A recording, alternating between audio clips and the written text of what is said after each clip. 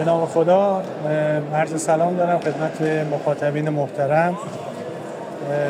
در ابتدا متشکرم از باشگاه کیا میدان عوامل اجراییشون بابت اینکه یک جایگاهی رو ایجاد کردن، به مرور طی سالیان تونستن از لحاظ کیفی رشد بدن تا استعدادهایی که علاقمند به این رشتن بتونن توی این محل رشد و نمو پیدا کنن. خیلی خوشحالم خودم و مجموعه تبلیغاتی کادا الماسیوای ایرانیان که این افتخار رو داشتیم که این فصل به عنوان طرفدار و حامی در کنار این تیم باشیم.